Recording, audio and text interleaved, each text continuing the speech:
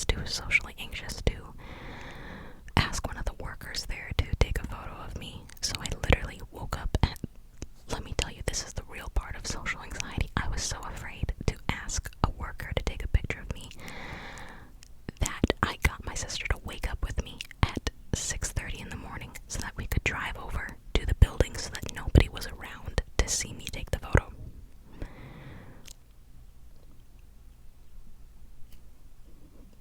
I'm just being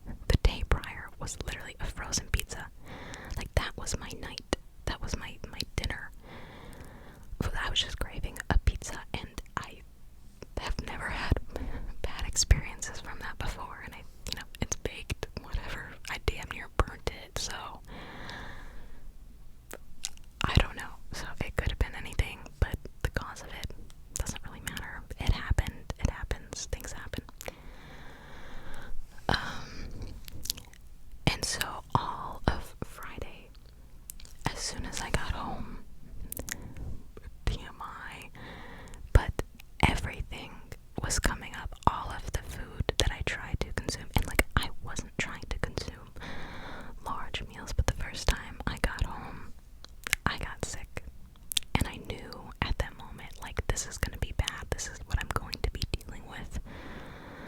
Basically the whole weekend, I was pretty upset about that, like just the realization of like, this is what your body's gonna have to go through, like it's gonna have to go through a purging. Let it happen.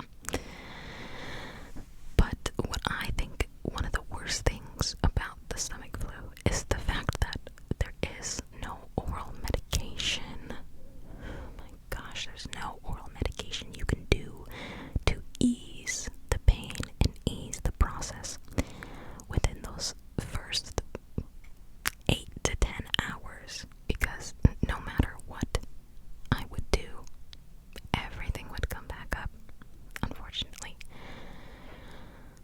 Like, I even took Pepto-Bismol pills because I didn't want anything chewable, because it just tasted disgusting to me in the moment, and it made me want to, you get what I'm saying? And so I would take the pills, but then that had to come up too. The same thing with like Advil, ibuprofen, you know, anything I would swallow, it's not staying. And I tried to drink my water with electrolytes, so I put in like half of a Propel packet for electrolytes. But my body somehow decided out of nowhere, this stuff is disgusting, and that tasted disgusting to me. I drink those all the time. Like when I go to the gym, I'll always have electrolytes in there, but suddenly I was sick and my palate was changed, and so I couldn't drink it, so I dumped it out and I got regular water. I just realized I went off on such a tangent getting to this point in the beginning when I said I was gonna eat my words about not being a tea girly. This is what I meant, because I ate my words because I had to be a tea girly. Wow, I'm talking in like brain rot right now, I'm sorry. Because the only thing I could drink was either water or chamomile tea. That was the only thing my body was going to allow to stay for those first 10 hours that I was contaminated. And it was fine, but I still didn't enjoy it.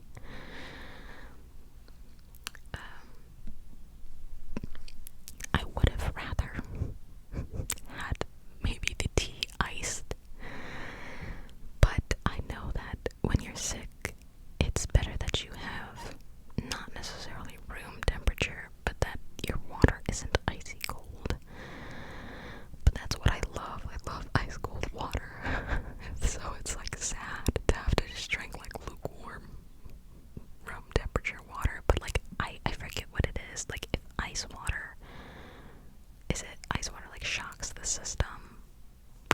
Something like that, where it's just like give yourself the best chance and just drink water that's not icy cold. Drink it where it's not gonna cause any issues. Better to be safe than sorry, really. And so I was having the tea, and it was fine, but it just came full circle that I had to drink tea again. I don't know if I'll ever drink it regularly, but I did it. So yay for me, right? While I was in misery. But nothing that I did. Okay. I told my mom I don't want to have kids if this is what it feels like. I'm terrified to get pregnant if I was experiencing that much pain. And childbirth is gonna be worse. Please. Oh my gosh,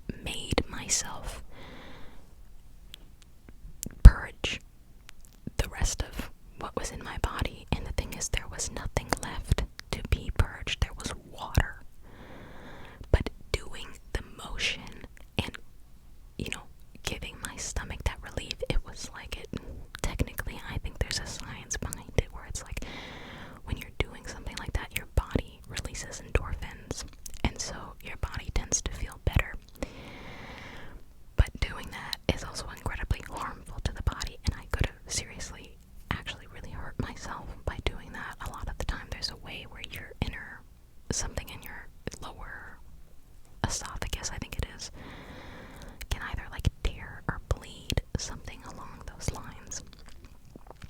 And then I don't think there's any medical procedure that needs to happen to fix that, but it'll eventually, mend and heal. But it just goes to say that, like, that's damaging to the body, and the way that I handled it probably wasn't the best, and so I'm lucky that I am still healthy and well, in spite of how many times I tried to give myself relief because I was just in that much pain.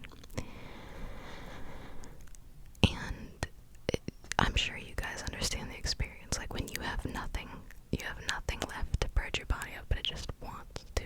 That was what it was. And I couldn't even eat like watermelon, and it was really sad because I really craved to be able to eat something refreshing, like something that felt like it was hydrating me while still nourishing my body, hence watermelon. But even that just didn't sit right with me. I tried to combine well and right. But I think on that night, maybe around like 1 a.m. Saturday morning, I started to feel better, as in the stomach cramping wasn't as apparent. It was still present, of course, but it wasn't as intense. And what was the best part was that the nausea had left, but I still unfortunately had been dealing with the symptoms of what I assumed to be the flu. So I had gotten really bad chills again, and my body was aching and heavy. Yeah, my body was, oh my gosh. And it was just, everything was sore. It felt like I was hit by a bus trying to get off of the couch. I stayed upstairs because my room is in the basement. There is a bathroom down here. Technically, it's more like my father's bathroom. Like, he always comes down here to get ready for work. And I just don't really like to use the one down here. It's like a little bit chillier down here than it is upstairs, and it's like, I don't want to use a somewhat chillier bathroom if I can go and be cozy and warm, okay? But I'll use it in the middle of the night, whatever type of thing. But I didn't want to sit, on my knees with my head over the toilet down here. I'm sorry, I just wasn't going to. And so I slept upstairs. I didn't have a bowl nearby just because, to me, there's something, I don't know what it is.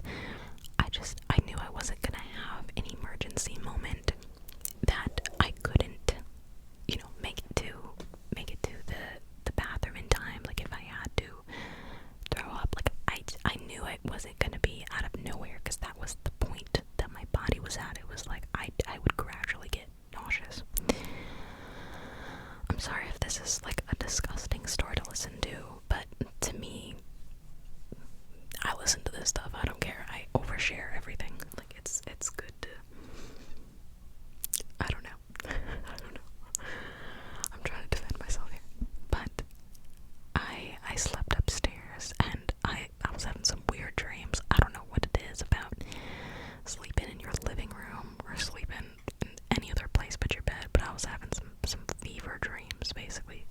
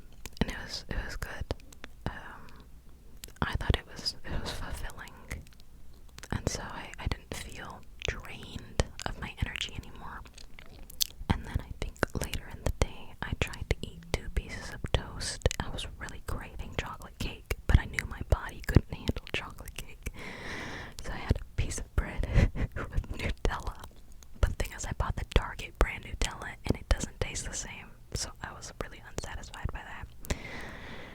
And then I had a piece of bread with avocado and an egg on top of it, so avocado toast.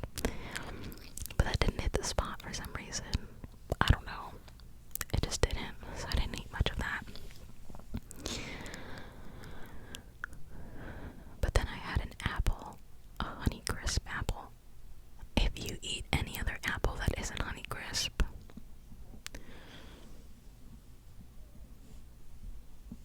maybe a Granny Smith, maybe that's okay. But Honey Crisp apple is the best, and so I had one of those, and it was so satisfying. There's something so incredibly satisfying about, honestly, a cold Honey Crisp apple. That hits the spot, but mine was room temperature, but it was still good. And I know that applesauce specifically is great for the stomach flu diet, so that was fine. But today, while I'm recording this, I feel much better. I went out to meet up with not an old friend, but she's at my college, and we just haven't talked since the end of the semester.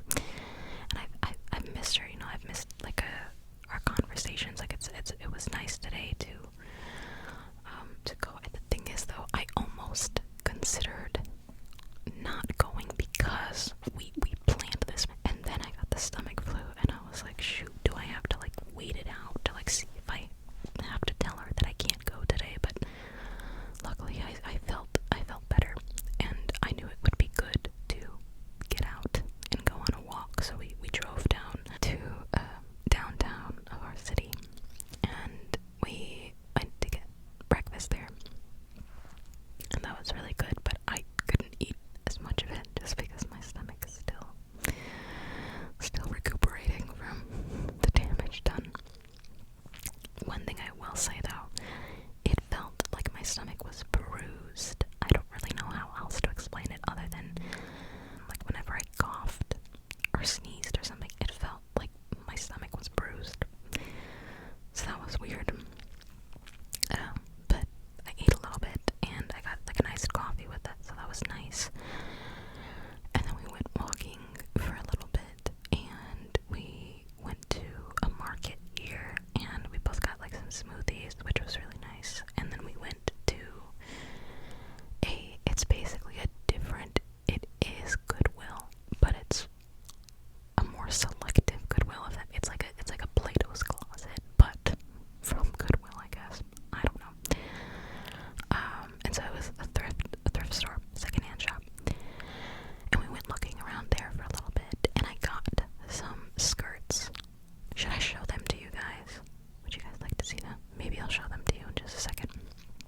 We got some skirts there, or I did, and a top. And then we walked back, and I was feeling really good. The weather was great, and so it felt like a breath of fresh air to just be out there, literally. And it was so lovely there. Like it was nice to walk around with another person, because I'm very much so someone that doesn't take the opportunity to explore my city as much as I should. I have a lot of area to be in, and it's so beautiful here. And so whenever I'm with a friend or another person, it feels good to just turn my mind off. Like when you know that you're safe with friends or with people,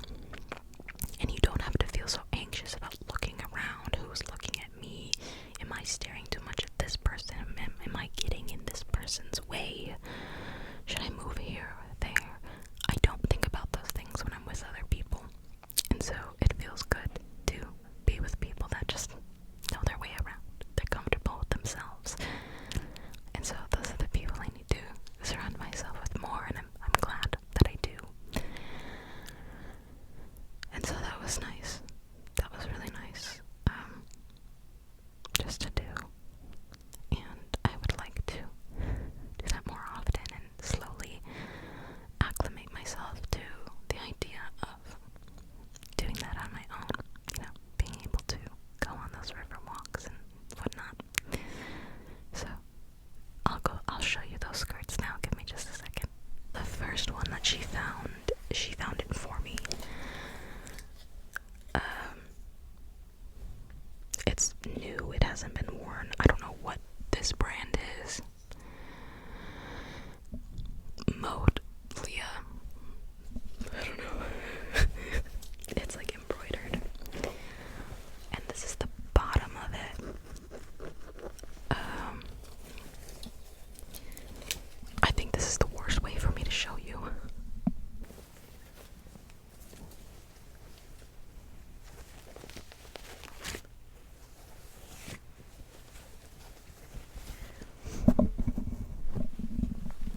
Now, I know what you're thinking. Haley, that is atrociously ugly.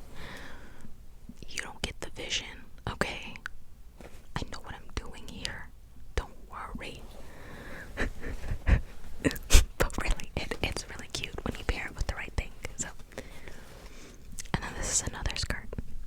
They're all maxi skirts, by the way. I don't do short skirts. My legs are too long to make them work comfortably, and it just feels more comfortable for me to dress more modestly. That's what I am comfortable in.